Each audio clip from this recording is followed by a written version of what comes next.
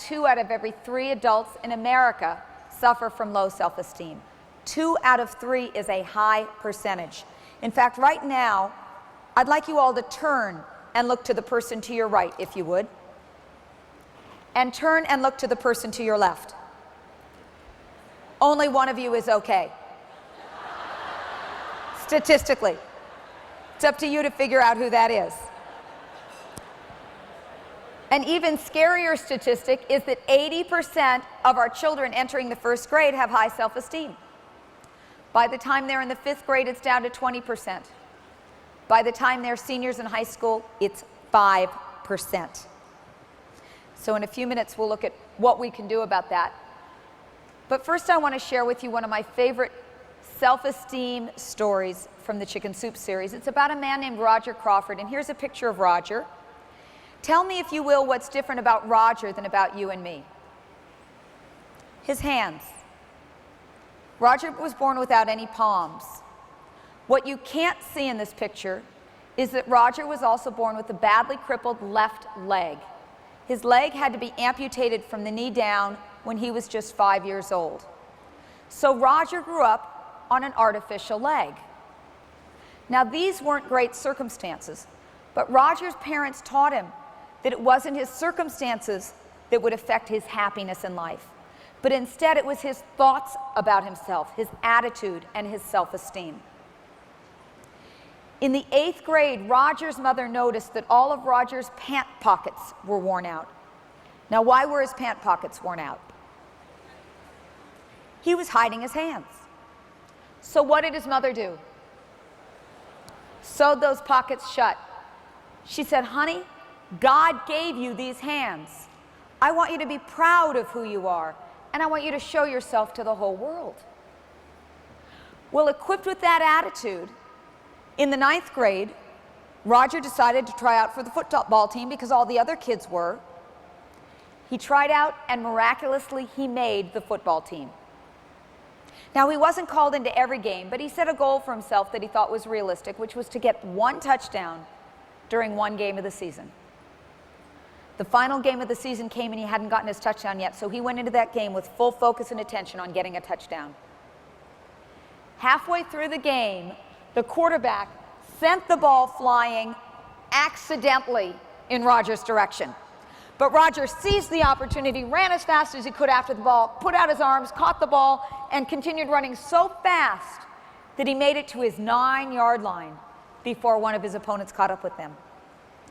Unfortunately, at the 9-yard line, his opponent caught up with him by doing what's called a shoestring tackle, which is when your opponent dives and grabs you by the ankle. In this case, his left ankle, the ankle of his artificial leg. This is how Roger tells the story. He says, "I pulled, he pulled, I pulled, he pulled, I pulled, he pulled, I won.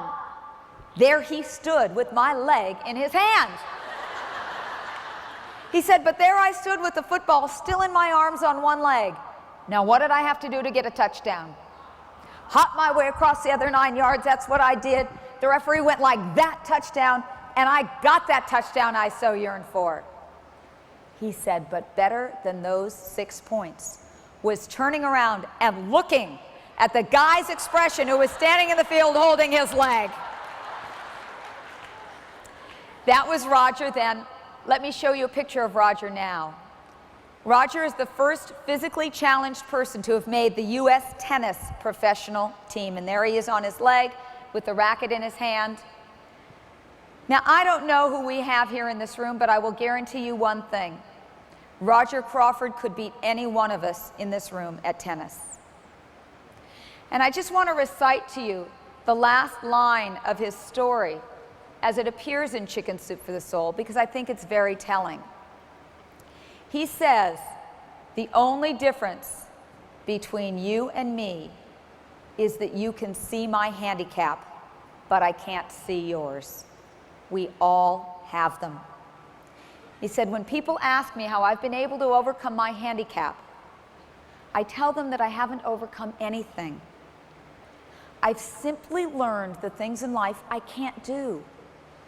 Things like play the piano or eat food with chopsticks."